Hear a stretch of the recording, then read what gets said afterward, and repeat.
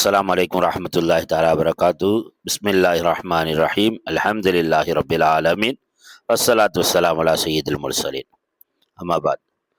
நாம் சென்ற தொடரில் இப்ராஹிம் அலைஹிஸ்ஸலாமுடைய வரலாறுடைய ஆரம்பத்தை நாம் பார்த்தோம். அவர்கள் தனி ரப்பை தெரிந்து கொள்ளக்கூடிய விதமாக சந்திரனையும் சூரியனையும் நட்சத்திரங்களையும் அவர்கள் தன் ரப்பாக இருக்கக்கூடுமோ என்ற ஒரு தவிப்பையும் ஏக்கத்தையும் அவர் வெளிப்படுத்திய விதத்தையும், பிறகு இறைவனத்தில் அவர்கள் சரணடைந்த விஷயத்தில் நாம் சென்ற விஷயத்திலே பார்த்தோம். மட்டுமில்லாமல் ஒரு இறை தூதராக தன்னுடைய முதல் கட்ட பணியை, அழைப்பு பணியை தன்னை தந்தையிடத்திலே அவர்கள் ஆரம்பித்தார்கள். தந்தைக்கு பலவிதமான விஷயத்தை அவர்கள் சொன்ன செய்தியும் எல்லாம் நாம் குர்ஆனுடைய வசனங்கள் மூலம் பார்த்து விட்டோம். இப்போது இப்ராஹிம் அலைஹிஸ்ஸலாம் சொன்ன வார்த்தைக்கு அவருடைய தந்தை என்ன பதில் சொன்னார்கள் தெரியுமா? அல்லாஹ் குர்ஆனிலே சொல்லுவான்.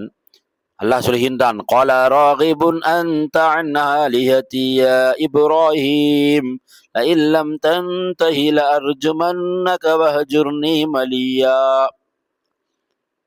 அவங்க தந்தை இப்ராஹிம் பார்த்து பேசுகின்றார். இப்ராஹிமே, நீர் என்னுடைய தெய்வங்களை புறக்கணிக்கிறீர் கேட்கின்றார். என்னுடைய தெய்வங்களையா நீ புறக்கணிக்கிறீர்? தந்தை கேட்கிறார். நீர் மட்டும் தெய்வங்களை புறக்கணிப்பதை விட்டும் நீ விலகிக் கொள்ளவில்லையானால், இவ்வாறு என்னுடைய தெய்வங்களை நீ ஏசி பேசுவதை விட்டும் நீ தவிர்த்து கொள்ளவில்லையானால் நான் என்ன செய்வேன் தெரியுமா? லஅர்ஜுமன்னக வஹஜுர்னி மலியா. உம்மை கல்லால் எறிந்து கொள்வேன், உன்னை கல்லால் எறிந்து கொள்வேன், என்னை விட்டு நீண்ட காலத்திற்கு விலகி சென்று விடும் என்று கூறினார். நண்பர்களே, தோழர்களே, எந்த ஒரு தந்தை இவ்வாறு சொல்வார்? ஆனால் இப்ராஹிம் அலைஹிஸ்ஸலாம் அவர்கள் அதையும் தாங்கி கொண்டார்கள், அந்த பேச்சும் கேட்டார்கள். தந்தை சொல்கின்றார், நீ நல்ல விஷயத்தை சொல்ற, நல்ல விஷயத்தை அவர் சொல்றார் இப்ராஹிம் அலைஹிஸ்ஸலாம் அவர்கள். ஆனால் இவர் ஏற்க மறுத்து சிலைகளுக்கு சாதகமாக இருந்தவராக தன் மகனை எச்சரிக்கிறார். கல்லால் அடிப்பேன், கல்லால் அடிச்சு உன்னை கொல்லுவேன், என்னை விட்டு தூரமா போயிடு. இப்ராஹிம் அவர்கள் இதுக்கெல்லாம் என்ன செய்யல, மனம் தளர்ந்து போகவில்லை. நண்பர்களே, இப்ராஹிம் அவங்க என்ன சொன்னாங்க தெரியுமா? قال سلام عليك سأستغفر لك ربي إنه كان بي حفيا.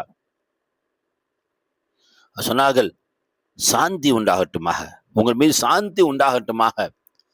உண்மையிலேயே ஒரு முஃமினுடைய பண்பு இதுதான். யாரேனும் ஒருவர் மீது பழியை சுமத்துகிறார், ஏசுகின்றார், பேசுகின்றார், திட்டுகின்றார், அவமரியாதை செய்கின்றார் என்று சொன்னால் அவருக்கு நாம் சலாம் சொல்லி விலகிவிட வேண்டும். அல்லாஹ் கூட குர்ஆனிலே சொல்லுவான். முஃமினுடைய தன்மையை பற்றி அல்லாஹ் சொல்லும் பொழுது, யாரேனும் ஒருவர் அறியாதவராக உங்களிடத்தில் வந்து சண்டை போட்டால் நீங்கள் அவருக்கு சலாம் என்று சொல்லுங்கள் என்பதாக அல்லாஹ் சொல்லுவான். அந்த சலாமை சொல்வதற்கு முன்மாதிரியாக திகழ்ந்தவர்கள் இப்ராஹிம் அவர்கள். தன் தந்தை அவ்வளவு புறக்கணித்தும் கூட, தூரமாக எங்கு சென்று விடு என்று சொல்லியும் கூட அவர்கள் சலாமை சொன்னார்கள் என்று சொன்னால் நாம் சிந்தித்து பார்க்க வேண்டும். இப்ராஹிம் அலைஹிஸ்ஸலாமுடைய சகிப்புத்தன்மையும் இப்ராஹிம் அலைஹிஸ்ஸலாமுடைய மன உறுதியும் நாம் கவனித்து பார்க்க வேண்டும். நண்பர்களே, அடுத்து தன் தந்தையிடத்தில் அவர்கள் சொன்னார்கள் அல்லவா, பிறகு அவர்கள் சொன்னார்கள் தன்னுடைய சமுதாயத்துக்கிட்டே வந்தாங்க. இப்ராஹிம் அலைஹிஸ்ஸலாம் அவர்கள் சமுதாயம் எப்படி தந்தை சிலை வணங்கியாக இருந்தார், சிலை வணக்கத்தை செய்தார், சிலைகளை செய்தாரோ அதே போன்று அந்த சமுதாயம் சிலை வணங்கிகளாக இருந்தார்கள். அந்த சமுதாயத்தை பார்த்து அவர்கள் பேசினாக இப்ராஹிம் என்பதாக அல்லாஹ் ரப்பல் சூரா அம்பியா என்ற அத்தியாயத்தில் அல்லாஹ் சொல்லி காட்டுவார். லக்கத் ஆத்தீனா இப்ராஹிம் ருஷ்தஹு மின் கப்லு வ குன்னா பிஹி ஆலிமீன் என்ற வசனத்திலிருந்து ஆரம்பிக்கூடிய இறைவன் இப்ராஹிம் அவர்கள் தன்னுடைய சமூக மக்களிடத்தில் சொன்னார்கள். தன் தந்தையிடத்திலும் சமூக மக்களிலும் சொன்ன செய்தி அல்லாஹ் சொல்கின்றான். இது காலி அபீஹி வ கௌமிஹி மஹாதிஹி தமாசீலுல் லத்தி அன்தும் லஹா ஆகிஃபூன். இந்த சிலைகள் என்ன, அது தகுதி என்ன, அவற்றை வணக்கத்திற்காக நீங்கள் நிலையாக இருந்து வருகிறீர்கள் என்று கேட்கிறார்கள். நீங்க வணங்குறீர்கள், அந்த சிலைகளுடைய தகுதி தான் என்ன என்பதாக இப்ராஹிம் அவர்கள் கேட்டார்கள். எவ்வளவு விஷயங்களை தன்னுடைய சமூக மக்களுக்காக வேண்டி இப்ராஹிம் அவர்கள் புரிய வைத்தார்கள். அல்லாஹ் மட்டும்தான் வணங்கணும், அல்லாஹ் மட்டும்தான் ஏகத்துவவாதியாக இருக்கின்றான், அவன் மட்டும் தனித்தவன், வணக்கத்திற்கு தகுதியான என்ற விஷயம்லாம் சொன்னாங்க இப்ராஹிம் மூசா அவர்கள். ஆனால் அந்த சமூக மக்கள் அவர்களை ஏற்றுக்கொள்ளல. சொன்னாங்க, காலு அஜித்தனா பில் ஹக்கி அம் அன்துமில் லாயிபீன், நீ எங்களிடம் உண்மையை கொண்டு வந்துள்ளீரா அல்லது விளையாடுகிறவர்கள் உள்ளவரா என்று கேட்டார்கள். இப்ராஹிம் மூசா அவர்களை கிண்டல் செய்யக்கூடியதுமா, எனக்கு உண்மை சொல்றியா இல்லை நீ விளையாட்டு பண்றியா, விளையாட்டு காட்டுறியா என்பதாக கேட்கிறாங்க. மேலும் கேட்டார்கள், எங்கள் மூதாதையர்கள் இதனை வணங்கக்கூடியவர்களாக இருந்து நாங்கள் கண்டோம். சிலை வணக்கத்தெல்லாம் நாங்க மட்டும் வணங்கல, எங்க மூதாதையரே வணங்கி இருக்காங்க. இப்ப நீ என்னப்பா சொல்ற என்பதாக தன்னுடைய அந்த இப்ராஹிம் அலைஹிஸ்ஸலாமை பார்த்து இந்த சமூக மக்கள் எல்லாம் கேட்டாங்க. இப்ராஹிம் என்ன செய்தால் தெரியுமா? நீண்ட விஷயத்தை அல்லாஹ் இந்த அம்பியா என்ற அத்தியாயத்தில் எல்லாம் சொல்லி காட்டுவான். அது சுருக்கமாக உங்களுக்கு சொல்லுகின்றேன். இந்த ஊர் மக்கள் எல்லாம் ஊருக்கு வெளியே ஒரு திருவிழாவிற்காக சென்று விடுகிறார்கள்.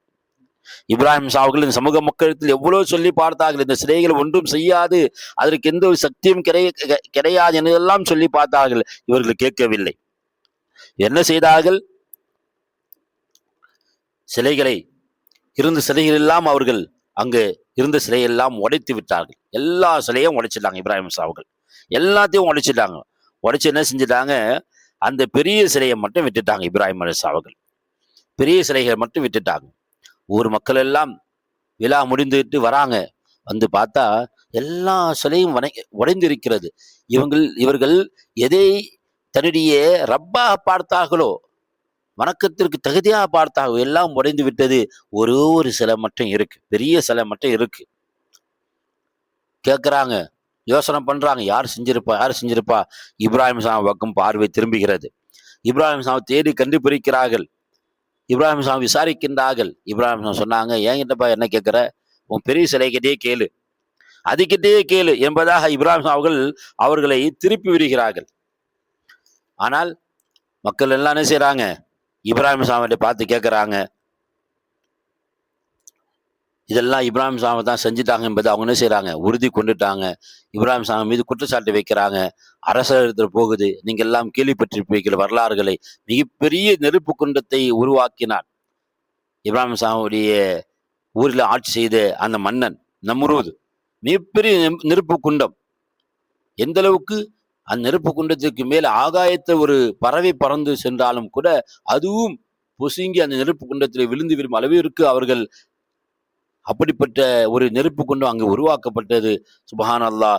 அல்லாஹ் ரப்புல் இஸ்ஸத் எப்போதும் தன்னுடைய நம்பிக்கைவாதிகளை, யார் இறைவனை முழுமையாக நம்புகின்றார்களோ அல்லாஹ் கைவிட மாட்டான் என்பதை அந்த நெருப்பு குண்டம் நமக்கு சாட்சி சொல்கின்றது.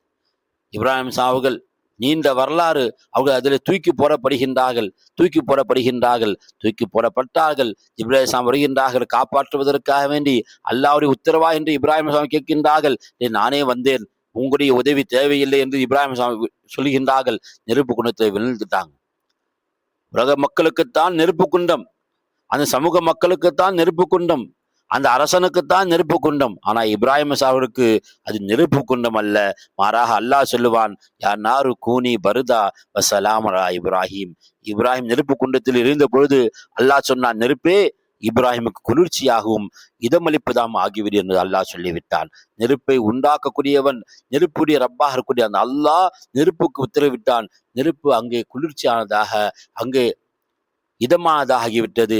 நாம் இந்த வரலாற்றிலே நாம் எடுத்துக்கொள்ள வேண்டிய பயிற்சி என்ன, பாடம் என்ன? எப்போது நாம் முழுமையாக இறைவனுக்காக வேண்டி, இறைவன் மார்க்கத்திற்காக வேண்டி, மார்க்கத்தின் பக்கம் மக்கள் அழைப்பதற்காக வேண்டி நாம் அதிலே நாம் தயாராகி விட்டோமோ, என்னிடம் சோதனைகள் வரும், துன்பங்கள் வரும். அந்த சோதனைகளும் துன்பம் நாம் தூக்கி எறிந்து விட்டு நாம் இறைவனுக்காக முழுமையாக நாம் நம்மை அர்ப்பணிக்க தயாராகிவிட்ட பொழுது அல்லாஹ் ரப்புல் இஸ்ஸத் அந்த சோதனை எல்லாம் ஒன்றில்லாத ஆகக்கூடிய சக்தி படைத்தவனாக இருக்கிறான் என்பதை நாம் நினைவு கூர்ந்து பார்க்க வேண்டும் நண்பர்களே. ஆக இப்ராஹிம் அலைஹிஸ்ஸலாமுடைய இந்த தகவலை நாம் பார்க்கின்றோம். இப்ராஹிம் அலைஹிஸ்ஸலாமுடைய தகவலை நாம் பார்த்திருக்கின்றோம் சமுதாய மக்களிடத்தில். பிறகு இப்ராஹிம் அலைஹிஸ்ஸலாம் தன்னுடைய அந்த அரசனிடத்திலே செய்த வாதத்தை பற்றி குர்ஆன் சொல்லி காட்டுகின்றது. இப்ராஹிம் அவர்கள் அரசனிடத்துல என்ன செய்யறாங்க? இப்ப சண்டைக்கு போறாங்க. அதாவது அல்லாஹ் பற்றி சொல்லுகின்றார்கள். அரசனை ஏற்றுக்கொண்டா மக்கள்லாம் ஏற்றுக்கொள்வாங்க. அரசன் என்ன செய்யறான்? இப்ராஹிம் அவருக்கு எதிர்ப்பு தெரிவிக்கின்றான். இப்ராஹிம் அவரை கடுமையாக விமர்சிக்கின்றான். எனவே அல்லாஹ் குர்ஆனை சொல்லி காட்டுகிறான். சூரா பக்ராவில வரக்கூடிய அத்தியாயம், அலம் தர இலல்லதி ஹாஜ்ஜ இப்ராஹிம் ஃபி ரப்பி ஆத்தாஹுல்லாஹ் முல்க். அல்லாஹ் தமக்கு ஆட்சி உரிமை கொடுத்த காரணத்தால் ஆணவம் கொண்டு இப்ராஹிமிடம் அவர் ரப்பின் விஷயத்தில் தர்க்கம் செய்த நீர் காணவில்லையா என்று அல்லாஹ் சொல்லக்கூடிய அந்த வசனத்தை நாம் இங்கே கவனிக்க வேண்டும். இப்ராஹிம் அவர்கள் அந்த அரசனிடத்தை பேசுறாங்க. என்ன பேசுறாங்க தெரியுமா? என் அரசன் எப்படிப்பட்டவன் தெரியுமா? எப்படிப்பட்ட ஆற்று உள்ளவன் தெரியுமா? என் ரப்பு எப்படிப்பட்ட ஆற்று உள்ளவன் தெரியுமா? அவன் என்னெல்லாம் செய்கிறான் தெரியுமா என்று சொல்லிவிட்டு சொன்னார்கள், யுஹ்யி வ யுமீத். ஏன் இறைவன் தான் உயிர் கொடுக்கிறான். உயிர் கொடுக்கக்கூடிய ஆற்றல் அவனுக்கு தான் இருக்கு. அவன் தான் உயிர் கொடுக்கிறான் சொன்னாங்க. அவன் தான் மூத்தாக்குறான். அப்போ ஹயாத் கொடுப்பதும் வாழ்க்கை வாழ்வளிப்பதும் மரணம் அளிப்பதும் என் இறைவனத்தில் இருக்கு என்பதாக சொல்லி என்ன செய்றாங்க, அந்த அரசனிடத்துல இறைவனை பற்றி சொல்லி புரிய வைக்க முயற்சிக்கின்றார்கள். ஆனால் அவன் ஆணவம் கொண்டு அவன் சொன்னான் அன வஹ்யு உமீத், அன வஹ்யு உமீத், நானும் தான் உயிர் கொடுப்பேன், நானும் தான் சாவடிப்பேன். ஒரு 2 பேரை கூப்பிட்டான், ஒருத்தனை வெட்டினா, அவன் செத்து போயிட்டான், இன்னொருத்தன் மன்னிச்சு விட்டுட்டான். சொன்னான் பத்தியா, நான் உயிர் கொடுத்தேன் ஒருத்தனுக்கு வாழ வச்சுட்டேன், இன்னொருத்தன செஞ்சு மூத்து கொடுத்துட்டேன். இப்ராஹிம் சாவுகள் அல்லாஹ் பற்றி அங்கே பேசுகின்றார்கள், அவன் வஹதானியத்தை பற்றி பேசுகின்றார்கள், ஏற்க மறுக்கின்றான், ஆணவம் கொண்டு அழிந்தான். இப்ராஹிம் சாமி உடனே கேட்டார்கள்,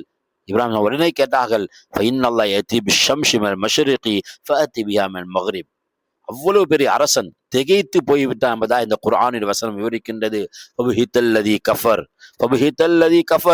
பதில் தர முடியாத அளவுக்கு அவன் திகைப்பு ஆழ்ந்து விட்டான். என்ன சொன்னாங்க தெரியுமா இப்ராஹிம் சாவுகள்? இப்ராஹிம் சொன்ன செய்தி என்ன தெரியுமா?